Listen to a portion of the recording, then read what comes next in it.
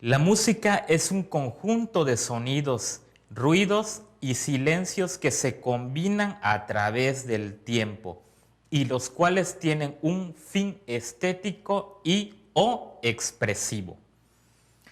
Estas combinaciones pueden resultar agradables o no a nuestros sentidos y a nuestra razón, pero eso depende de la relación apreciativa que tengamos con la música que nosotros estemos escuchando. De la definición podemos sacar tres partes de la definición anterior. Bien, pero antes de eso, me gustaría hablar, antes de explicar o desglosar un poco más esas tres partes, me gustaría hablarles un poco de un elemento indispensable para la vida humana, por consecuencia para el mundo de las artes, para la danza, para el teatro y para la música esencialmente. El elemento del que les hablaba es el tiempo. El tiempo es un elemento indispensable en la vida del ser humano, con diversos enfoques dependiendo de la cultura predominante en una sociedad. Pero para nuestra cultura, con amplia influencia occidental, apreciamos que el transcurso del tiempo es continuo. De la sucesión de los cambios o de los hechos que suceden, se obtiene la noción de lo que nosotros llamamos tiempo. En nuestra sociedad de influencia ampliamente occidental, vislumbramos el tiempo como una línea, algo de manera continua, donde nosotros podemos establecer un punto de inicio y un punto final. Bueno, este hecho se va dando de manera continua y solamente la sucesión de algunos hechos fatales es lo que a nosotros nos va a dar la noción del tiempo. Por ejemplo, en la antigüedad, la posición de la luna, cada cuánto había luna llena, pues determinaba ciertos ciclos en el tiempo, ciclos o ciertas secciones en el tiempo. No así en algunas otras culturas, el tiempo se da o se es vista como una cuestión cíclica, en la cual parten de un punto, llegan al mismo punto y cuando éste retorna es solamente el mejoramiento o una nueva oportunidad para mejorar ese ciclo. También hay culturas en donde se aprecia el tiempo como una combinación de ambas, ¿no? Algo cíclico que va avanzando a través de una línea continua.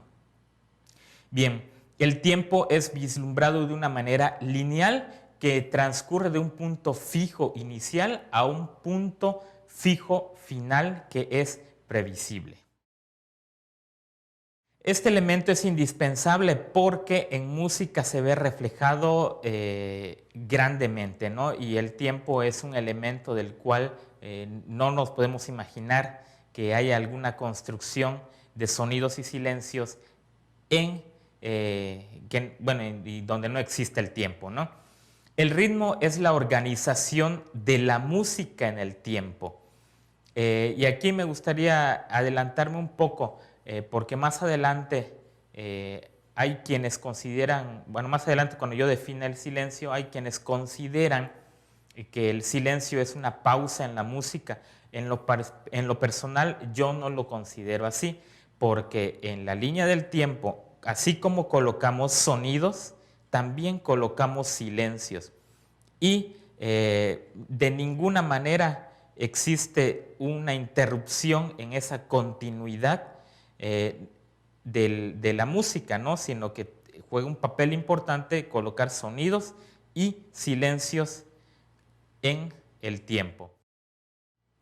Cito textualmente un párrafo del libro Apuntes sobre apreciación musical de Daniel Belinche y María Elena Larregle, que considero que es muy importante. Además, suma un elemento igual importante que es la situación de escucha.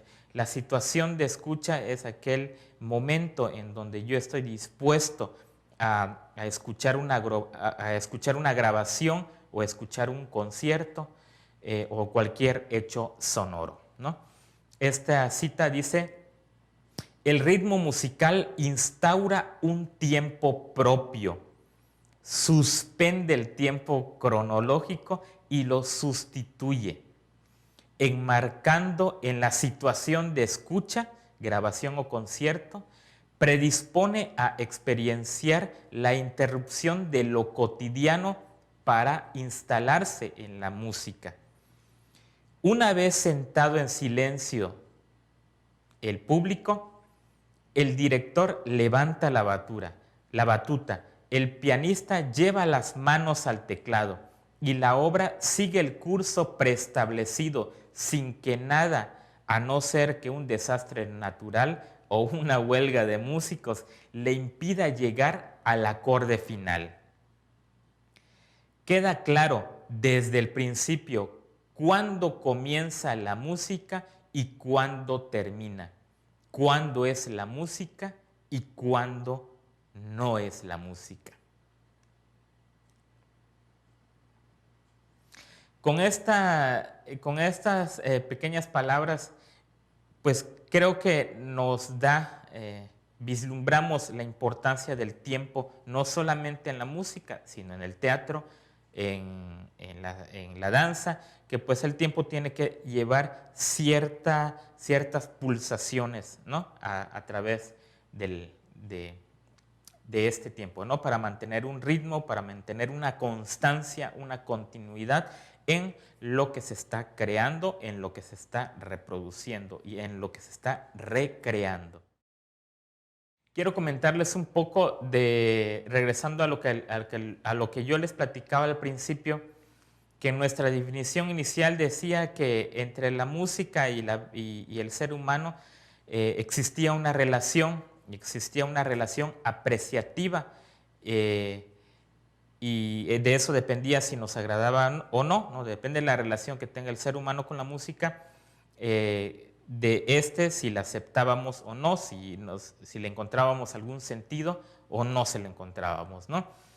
De esto me gustaría comentarles que el ser humano está aprendiendo a lo largo de toda su vida y va obteniendo una serie de conocimientos y los almacena en su memoria. Y pues después viene una reflexión que hace sobre los conocimientos que ahora tiene, ¿no? Después de esta reflexión emite un juicio valorativo de toda esta información sobre lo que ha aprendido, ¿no? Es por eso que cada ser humano va a reaccionar de manera distinta al escuchar música, porque cada persona en su individualidad tiene un bagaje cultural distinto, lo cual desembocaría en diversas maneras de reaccionar ante una situación de escucha. El ser humano hace música para ampliar sus formas de comunicación y se vale de sonidos, ruidos y silencios organizados para lograr esta comunicación. El sonido. De una manera personal, yo clasifico de la siguiente manera. Pongo al sonido en sentido amplio, pero este sonido yo lo divido en dos: el sonido en sentido estricto y el ruido. Y así el sonido es una sensación que se produce en el órgano del oído por el movimiento vibratorio de los cuerpos, y este es transmitido por un medio elástico como puede ser el aire o también puede ser el agua, ¿no? Para que exista el sonido son necesarias tres cosas.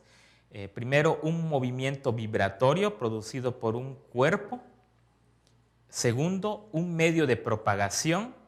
Y tercero, un receptor que es nuestro aparato auditivo.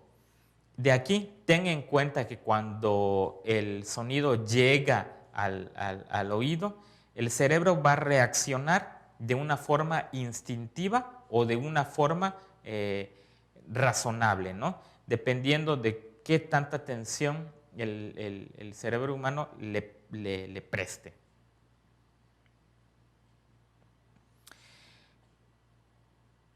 Básicamente existen 4 cualidades del sonido. Hay muchos autores que le dan 3 cualidades, hay unos que les dan 4, hay quienes quitan o ponen, pero en fin, lo general es ponerle 4 cualidades al sonido que les dan, de la cual nosotros podemos decir cuándo es sonido y cuándo es ruido. Al rato les digo también las cualidades del ruido. Bien, existen unas cualidades del sonido que nos van a permitir diferenciar el sonido del ruido. Y de esta manera también podemos apreciar algunas características de este elemento de la música, ¿no? La altura es la cualidad que distingue un sonido agudo de otro grave. O sea, cuando podemos decir que un sonido es delgado o podemos decir que el sonido es grueso. A esta cualidad se le llama altura. Ahora, la intensidad es la cualidad que distingue un sonido fuerte de un sonido débil. La otra cualidad es el timbre. Esta cualidad es la cualidad que es una diferencia de una voz de un instrumento a otro, independientemente de la altura y de la intensidad. O sea, si un instrumento da una nota, por ejemplo la nota La, se la da la trompeta y esa misma nota la da el clarinete, nosotros distinguimos claramente cuándo viene de un sonido, de un instrumento o de otro. Ahora, la duración es la otra cualidad del sonido, la cuarta, que es la cualidad que distingue un sonido corto de un sonido largo. Ahora, en cuanto a lo que respecta a estas cualidades, hay autores que solamente ponen 3, no ponen la duración, y hay autores que ponen 4 cualidades, ¿no? Recordando la división de que para mí hay sonido en sentido amplio, sonido en sentido estricto, que es lo que les acabo de mencionar, y el ruido en sí. El ruido es un sonido inarticulado, por lo general desagradable. El ruido es aquel sonido que no podemos entonar, no podemos definir si es agudo o si es grave, o concentra muchos sonidos de una manera desordenada, dando como resultado que no podamos distinguirlo con claridad. A manera personal, yo he puesto las cualidades del sonido, las he adaptado para el ruido, con el afán de ayudar mejor, en una mejor comprensión, ¿no? Y también pongo las 4 cualidades que son la altura. En sí no se puede definir con claridad un tono en el ruido. No podemos distinguir la nota Do, la nota Re, la nota Mi. No lo podemos hacer. Pero sí el ruido tiene la cualidad de que podemos regionalizar si el sonido se escucha predominantemente agudo, si se escucha predominantemente grave. Por ejemplo, un trueno, un rayo, cuando este cae y estamos muy cercanos al lugar donde se origina el ruido, en un principio lo escuchamos como un ruido agudo. Conforme se va desvaneciendo el rayo, se torna un sonido grave, ¿no?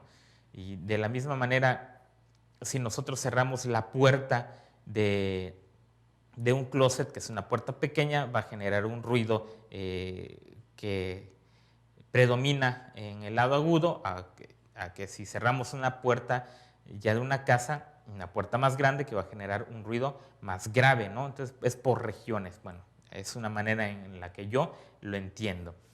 No, la intensidad, pues también todo ruido puede ser un ruido fuerte, un ruido pues débil, ¿no? El timbre podemos diferenciar de dónde se produce el ruido.